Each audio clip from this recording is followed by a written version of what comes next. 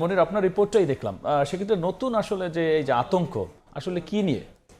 ধন্যবাদ রাব্বি আপনাকে। আসলে আমরা যেটি আসলে দেখছিলাম গত 15 মার্চ থেকে আমাদের স্বাস্থ্য অধিদপ্তর যে হিসেব রাখছে সেই হিসেবে কিন্তু এখনও বাড়ছে এবং প্রতিদিনই মৃত্যু এবং আক্রান্ত হচ্ছে। সেই খবর আপনাকে জানাবো। আপনি যে প্রশ্নটি শুরুতে করেছেন যে নতুন কি আতঙ্ক, নতুন আতঙ্ক হিসেবে আসলে বলা হচ্ছে এবং নতুন প্রশ্ন তৈরি হচ্ছে, যেহেতু ভাইরাসের শুরুতে যেরকম ছিল এবং এর আগেও কিন্তু হাম হয়েছে কিংবা হাম হচ্ছে, আমাদের সবারই জীবনে একবার করেই হাম হয়েছে। তো এবারের যেই চরিত্র হামের, অর্থাৎ যে মিজেলস ভাইরাস, সেই ভাইরাসের যেই চরিত্র, প্রশ্নটা সেখানেই যে এবারের যে ধরন সেটি কি আসলে কোনো পরিবর্তিত ধরন কিনা। কারণ এর আগে কখনো 9 মাসের কম বয়সী শিশুদের আক্রান্ত হওয়ার খবর আমরা পাইনি, কিন্তু এবার 6 মাসের কম বয়সী এমনকি নবজাতক শিশুরাও আক্রান্ত হয়েছে। আমরা একজন রোগী পেয়েছিলাম হাসপাতালে, মাত্র 14 দিন বয়স, তারও হাম হয়েছে।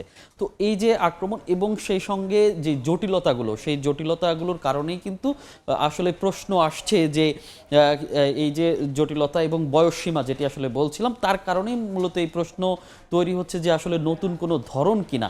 সেক্ষেত্রে আমরা বিশেষজ্ঞদের সঙ্গে কথা বলেছি, চিকিৎসকদের সঙ্গে কথা বলেছি।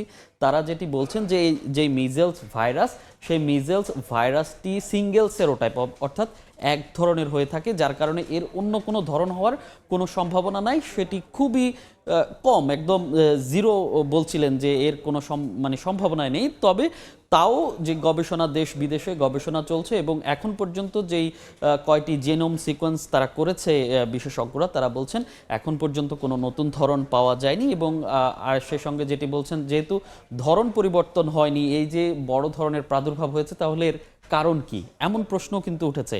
আর এমন প্রশ্নেই তারা বলছিলেন যে এই যে টিকা কার্যক্রম, সেই টিকা কার্যক্রমের বিঘ্নিত হওয়ার কারণেই কিন্তু এমন প্রাদুর্ভাব দেখা দিয়েছে। এবং শুধু আমাদের দেশেই কিন্তু টিকা কার্যক্রম বিঘ্নিত হয়নি, সারা বিশ্বেই হয়েছে। এবং যেসব দেশে নির্মূল হয়েছে হাম, সেসব দেশেও কিন্তু ফিরেছে। আমরা কানাডায় দেখেছি, ফ্রান্সে দেখেছি এবং যুক্তরাষ্ট্রেও 1000-এর বেশি রোগী আক্রান্ত হয়েছে। তো সেক্ষেত্রে বলছেন যে বিশেষজ্ঞরা বলছেন এই যে টিকা বিঘ্নিত হয়েছে, বিশেষ করে করোনা ভাইরাসের পর টিকার নেগেটিভ একটি প্রচারণা হয়েছিল যে টিকা দিলে কি হয়, কি পার্শ্ব প্রতিক্রিয়া নিয়ে নেগেটিভ প্রচারণা হয়েছিল, যার কারণেই কিন্তু টিকা নিয়ে একটি কুসংস্কার ছড়িয়েছে, যার কারণে টিকা কার্যক্রম বিঘ্নিত হয়েছে।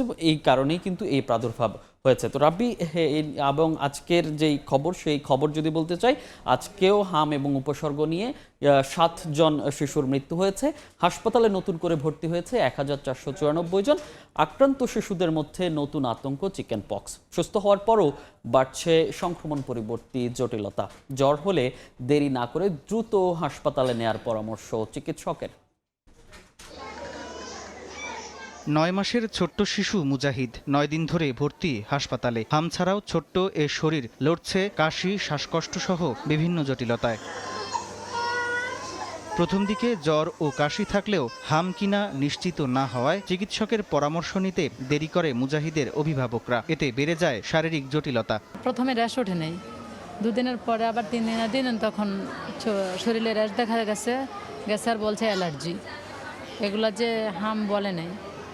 4 দিনের পরে আবার বলতেছে, কাল বড় ডাক্তার দেখাইছি, ওখানে বলতেছে এগুলা হামস।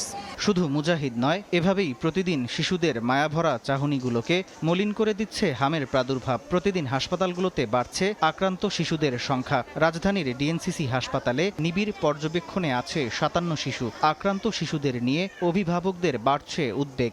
7 দিন জ্বর নাই, মানে যে ট্রিটমেন্ট চলতেছে আর আবার গলায় ঘা, এরকম মুখে, পুরা মুখে। তখন ডাক্তার দেখাইছি, ঢাকা মেডিকেলে দেখাইছিলাম, তখন উনিরা ডিএনসি হসপিটালে ট্রান্সফার করছিল। প্রথম র্যাশটা মুখে উঠছিল, সাথে সাথে চাউলের মতো মুখের মতো হয়েছিল, তারপর ওই র্যাশ পুরো শরীরে ছড়াই গেছে। হঠাৎ করে জ্বর আসার পরে 103, কমে না, ওষুধ সাপোজিটর দিচ্ছি, কমে না। পরে 4 দিনের মাথায় এরকম মুখে ঘা, র্যাশ উঠছে পুরো শরীরে। এদিকে হামের সঙ্গে চিকেন পক্সে আক্রান্ত শিশুর সংখ্যাও বাড়ছে বলে জানালেন ডিএনসিসি হাসপাতাল কর্তৃপক্ষ। জ্বর ও শরীরে র্যাশ দেখা দিলে দেরি না করে দ্রুত হাসপাতালে নেয়ার পরামর্শ চিকিৎসকের। হামের সাথে চিকেন পক্সের পেশেন্টও আসছে, খুব কম, কিন্তু হাম এবং চিকেন পক্স দুটোই থাকছে কোনো পেশেন্টের। আর অন্যান্য যেমন হচ্ছে নিউমোনিয়া তো থাকছেই, হাম ছাড়া, হাম সহ এবং শুধু নিউমোনিয়ার পেশেন্টও কিছু আছে। চামড়ায় যদি লাল লাল দাগ দেখা যায়, তাহলে তো আপনারা বুঝে যাচ্ছেন যে এই বাচ্চাটার হাম আছে। তাহলে তাকে লাল দাগ আসার পরে আরও 4 দিন আলাদা রাখেন। হামে আক্রান্ত হলে কমে আসে রোগ প্রতিরোধ ক্ষমতা, এজন্য অন্যান্য রোগে আক্রান্ত হওয়ার প্রবণতাও বেড়ে যায় বলে জানান চিকিৎসকরা। এছাড়া হাসপাতাল থেকে ছাড়া পেলেও পরবর্তী কিছুদিন আইসোলেশনে রাখার পরামর্শ বিশেষজ্ঞদের। সামদানি প্রত্যয়, সময় সংবাদ, ঢাকা। মনে সেক্ষেত্রে সরকারের পরিকল্পনা কি, এবং দেশে তো প্রতিনিয়তই মারা যাচ্ছে, রিপোর্টেও দেখলাম, এটি থামাতে আসলে কোনো উদ্যোগ স্পেশাল বা স্বল্পমেয়াদী কোনো কিছু করার কথা আপনাকে যদি আজকের রিপোর্টটাই বলতে চাই যে আজকে গত 24 ঘন্টা আপনি যেই আমাদের প্রতিবেদন, সেই প্রতিবেদনে দেখছিলেন সবশেষ 7 শিশুর মৃত্যু হয়েছে আজকে, এবং একই সঙ্গে হাসপাতালে গিয়েছে 1494 জন। এ নিয়ে গত 15 মার্চ থেকে যেহেতু হিসেব রাখা হচ্ছে, সেই গত 15 মার্চ থেকে আজ পর্যন্ত 346 শিশুর মৃত্যু হয়েছে। এটি কিন্তু খুবই অ্যালার্মিং এবং আমাদের জন্য বড় একটি ধাক্কা বলা চলে। তো সেক্ষেত্রে আরও উদ্বেগ বাড়াচ্ছে হামের সঙ্গে চিকেন পক্স, যেহেতু আসলে চিকেন পক্সও একই ধরনের, অর্থাৎ র্যাশ হচ্ছে, বা কোনটা চিকেন পক্স কোনটা হামের র্যাশ সেটি আসলে অভিভাবকরা বুঝতে পারছেন না, যার কারণে কিন্তু জটিলতা বাড়ছে। এবং আপনি যেটি বলছিলেন যে সরকারের কোনো উদ্যোগ আছে কিনা, যেহেতু জানুয়ারি ফেব্রুয়ারি থেকেই হামের যে উপদ্রব সেটি বাড়ছিল এবং বিশেষজ্ঞরা সতর্ক করছিলেন, সেই ক্ষেত্রে মার্চে এসে এটি কিন্তু মহামারী রূপে ধরা দেয় এবং বিপুল সংখ্যক শিশু একসঙ্গে আক্রান্ত হয়ে থাকে। তারপরেই সরকারের যেই নিয়মিত টিকা কার্যক্রম সেটি চালু করা হয়েছে। আমরা দেখেছি 5 এপ্রিল থেকে ঝুঁকিপূর্ণ তারা 30টি উপজেলা চিহ্নিত করেছে, সেই 30টি উপজেলায় তারা কার্যক্রম শুরু করেছে, টিকা দিয়েছে। তারপর 12 এপ্রিল থেকে ঢাকার 2 সিটি, ময়মনসিংহ এবং বরিশাল সিটি কর্পোরেশনের টিকা দিয়েছে, এবং 20 এপ্রিল থেকে সারা দেশে একযোগে টিকাদান কর্মসূচি চলছে, এখনও চলছে। এবং বারবার সরকার থেকে বলা হচ্ছে যারা আগে টিকা নিয়েছে তাদেরও, অর্থাৎ 6 মাস থেকে 5 বছর বয়সী, বলা হচ্ছে যে বিশেষ করে অন্তর্বর্তী সরকার বা কাছাকাছি সময়ের বিগত সময়ের সরকারগুলো, এর আগের সরকারও কয়েক বছর আসলে গাফিলতি ছিল, সেক্ষেত্রে কোনো লোক চিহ্নিত করা গেছে বা বিচারের আওতায় আনার কথা ভাবছে? গাফিলতির কথা আসলে যদি বলতে চাই, সেটি নিয়ে আমরা বিশেষজ্ঞ এবং সরকারের যে মহল যারা আছে তাদের সঙ্গে কথা বলেছি।